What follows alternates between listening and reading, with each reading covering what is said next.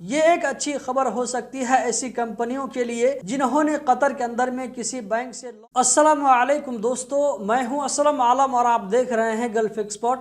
दोस्तों, अगर आप किसी मॉल में शॉपिंग करने के लिए जाते हैं तो इस मुनासबत से एमआई कतर की तरफ से कुछ गाइडलाइन जारी किए गए हैं, इसका आपको ज़रूर ध्यान रखना होगा। एमआई कतर की तरफ से कहा जा रहा है कि अगर आप किसी शॉपिंग मॉल में शॉपिंग करने के लिए जाते हैं तो शॉपिंग मॉल के अंदर जो इमरजेंसी एग्जिट का रास्ता होता है वो रास्ता आपको मालूम होना चाहिए, ताकि किसी भी इमरजेंसी की सूरत में आप वहां से बाहर निकल सकें। इसी के साथ साथ यहाँ पर कहा जा रहा है कि मॉल के अंदर मौजूद जो सिक्योरिटी होते हैं उन लोगों के साथ में आप पूरा कोऑपरेट करें। इसी के साथ यहाँ पर कहा जा रहा है कि मॉल के अंदर बोर्ड पर जो कुछ लिखा होता है उसका आप ख्याल रखें। इसी के साथ साथ यहाँ पर कहा जा रहा है कि अगर मॉल जाते हुए आप अपने बच्चों को लेकर जाते हैं तो मॉल के अंदर में कहीं पर बच्चों को अकेला मत छोड़ें। इसी के साथ यहाँ पर कहा जा रहा है कि अगर आप सीढ़ी या ये कि लिफ्ट का इस्तेमाल करते हैं तो केयरफुल होकर इस्तेमाल करें।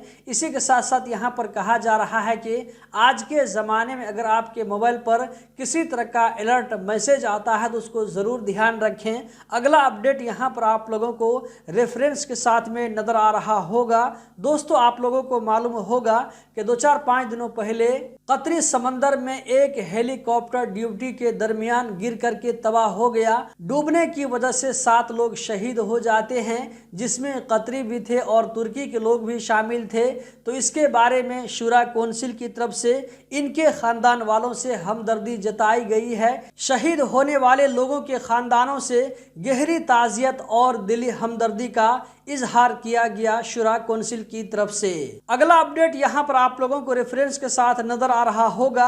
ये एक अच्छी खबर हो सकती है ऐसी कंपनियों के लिए जिन्होंने कतर के अंदर में किसी बैंक से लोन लिया हुआ है। कतर सेंट्रल बैंक की तरफ से कतर के अंदर मौजूद सारे बैंकों से कहा जा रहा है कि जिन्होंने लोन लिया हुआ है और वो लोग किस्त पर पैसा पे कर रहे हैं तो उनके किस्त की अदायगी, इसी तरह सूद की अदायगी में अगर वो बैंक वाले चाहे तो 3 महीना तक के लिए ढील दे सकते हैं। ये ऐसे लोगों के लिए है जिन लोगों को मौजूदा हालात की वजह से नुकसान हुआ है। अगला अपडेट यहाँ पर आप लोगों को रेफरेंस के साथ में नजर आ रहा होगा। इसमें कहा जा रहा है कतर नेशनल लाइब्रेरी की तरफ से कतर नेशनल लाइब्रेरी को फिर से बंद किया जा रहा है अगली नोटिस तक के लिए। दोस्तों, 2 दिनों पहले मैंने आप लोगों को कतर नेशनल लाइब्रेरी के बारे में कहा था ये ओपन हो गया है फिर से आम लोगों के लिए, लेकिन इसको फिर से बंद किया जा रहा है अगली नोटिस तक के लिए। अगला अपडेट यहाँ पर आप लोगों को नजर आ रहा होगा जो कि आज का लास्ट अपडेट है। सिविल डिफेंस की तरफ से कहा जा रहा है कि सिविल डिफेंस के लोगों ने इंडस्ट्रियल एरिया के अंदर लगने वाली आग पर काबू पा लिया है बिना किसी नुकसान के।